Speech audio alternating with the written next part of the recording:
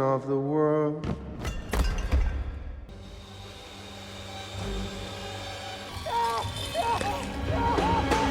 Everyone thinks I did it. I didn't do it. Let me help you. How?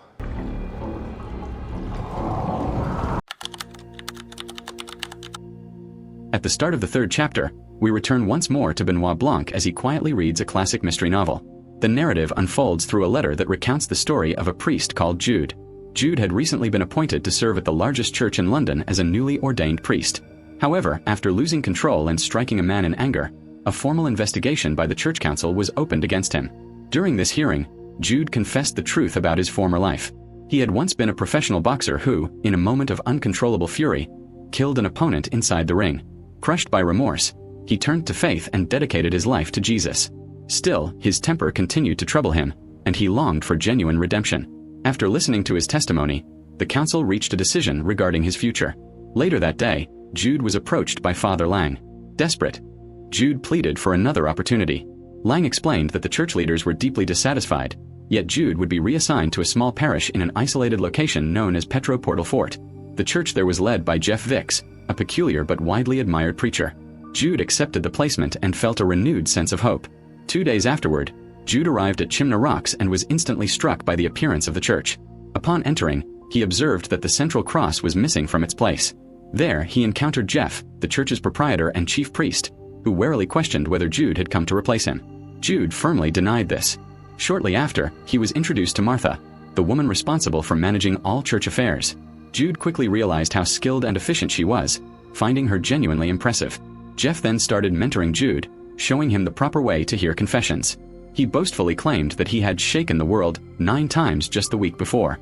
That was when Jude finally grasped why Lang had described Jeff as unstable.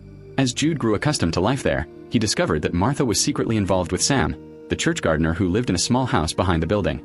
Jude soon formed a friendship with Sam and came to understand how deeply he cared for Martha. Martha, meanwhile, oversaw all church donations and played the piano during every service. One day, they went to visit the sealed grave of Jeff's rich grandfather, James, which stood outside the church grounds. The tomb had been vandalized several times by anti-Christian attackers. Later on, when Jude attempted to restore the church's missing cross, Jeff abruptly stopped him and blamed that harlot woman. Perplexed, Jude questioned Martha, who clarified that harlot was actually Jeff's mother. James had constructed the church and vowed to leave his entire fortune to harlot after his death, on the condition that Jeff remain living with him. Although harlot accepted the deal, she was widely known for her immoral behavior. In secret, James trained Martha, an orphan, to manage the church and made her swear that harlot would inherit nothing. One afternoon, James was murdered right before Martha's eyes. When harlot later attempted to claim her inheritance, the fortune had completely vanished. Martha assumed James had secretly given it away. The only thing harlot received was a small decorative relic known as Jesus's Adam's apple. Enraged, she trashed the church and shattered the cross. When Martha tried to show mercy, harlot violently assaulted her, but authorities eventually removed her, and she later died near James's grave after suffering a fatal head wound. As time passed, Jude began observing Jeff's closest followers. Among them was Vera, a lawyer whose father had once been Jeff's closest companion. Vera's father had adopted a boy named Cy, who bore a striking resemblance to both Vera and her father.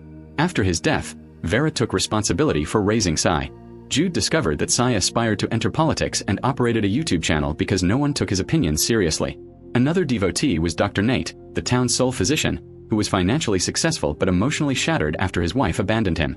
There was also Lee Ross, a formerly celebrated science fiction writer whose career faded after relocating to the town and focusing his writing on Jeff. Simone, a well-known social activist suffering from leg pain, contributed large donations to the church.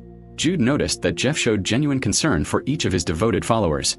During his sermons, Jeff delivered radical teachings, urging people to surrender to their darkest impulses while abandoning guilt and the idea of forgiveness. His messages pushed many away, yet his inner circle stayed fiercely loyal. Wanting to separate them from Jeff's influence, Jude invited the group to his house for lunch.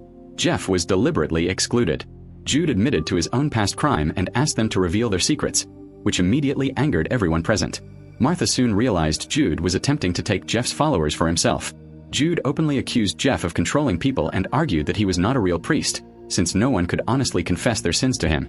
The following day, Martha revealed her deepest wrongdoing to Jeff and felt an overwhelming sense of relief. Jeff himself was deeply unsettled by her confession. Later, Jeff once again claimed he had shaken the world, and Jude, acting as the confessor, exposed Jeff's falsehoods, revealing that Jeff was impotent and had been deceiving everyone for months.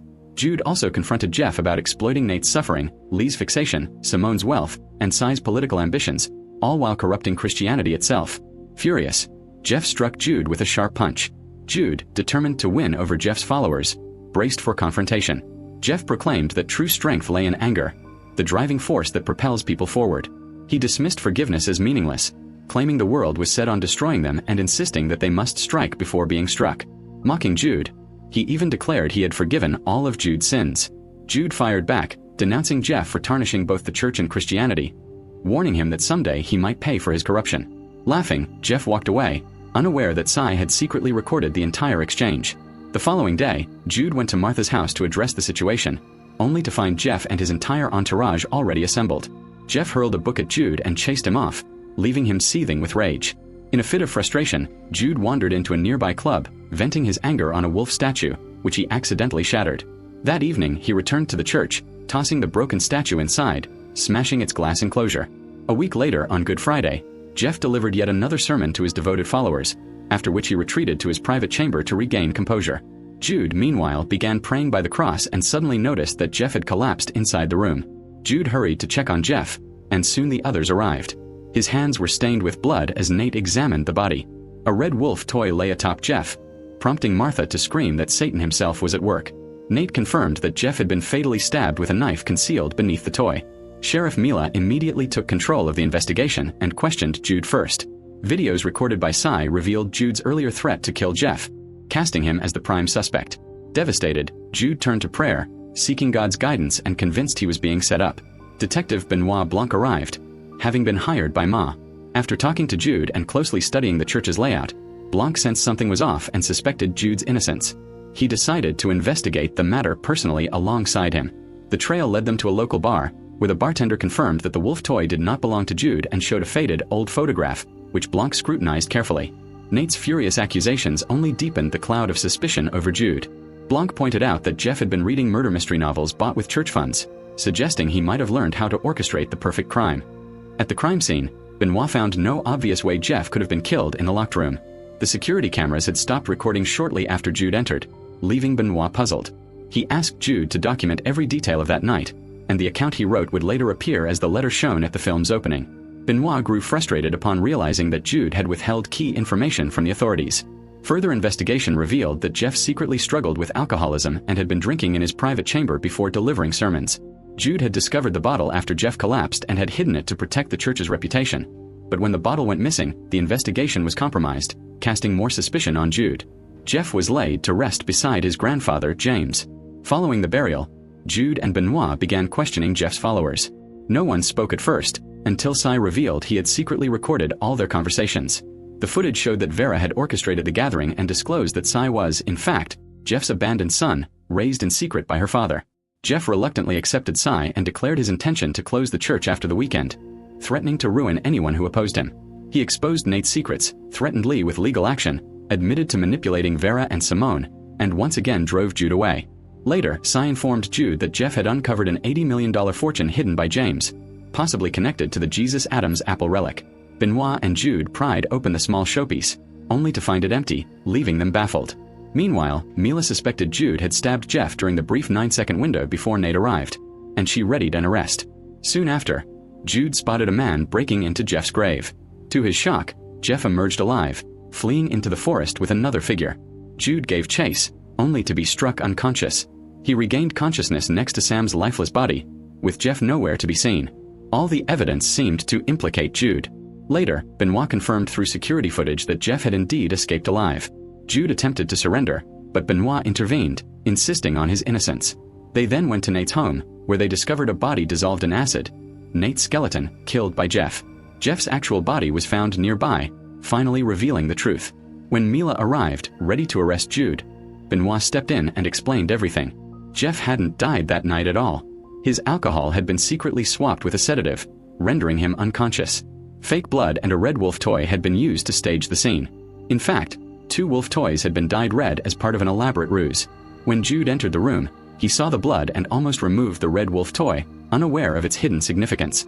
Later, Benoît examined a photo from the bar and realized that 2 wolf toys were missing, both painted red. One of the unassuming toys had been placed atop Jeff's coat with the fake blood, the very one Jude had seen that night. Jude then chased after the culprits, but at that moment, Sam struck him, rendering him unconscious. It was then that Nate noticed the diamond. Consumed by greed, he abandoned his earlier claims of wanting to protect the church and saw an opportunity to profit from the diamond's value. In a cold move, Nate murdered Sam on the spot and cunningly framed Jude for the crime.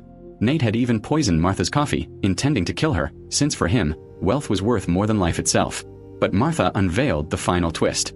She admitted that money mattered, yet she had already discarded the diamond. When Nate bent down to retrieve it, she secretly swapped their coffee cups. As a result, Nate drank his own poison and collapsed instantly. Martha then placed his body into the acid box and adjusted Jeff's body, which had already been positioned there. She claimed the diamond and fled, but guilt soon overwhelmed her. Martha sank to the ground, desperate for release from her sins. Benoît revealed that she had also ingested poison.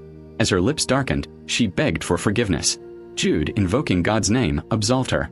Before dying, Martha handed over the diamond and pleaded for the church to be preserved forever. Jude and Benoît stared at the gem, astonished. 1 year later, Lee published his final book on Jeff, which went on to become a phenomenal success. Even though Lee had despised Jeff, his book became a massive financial success, earning him enormous profits. Vera left town to start anew, while Simone slowly rebuilt her career, despite the lingering pain in her legs.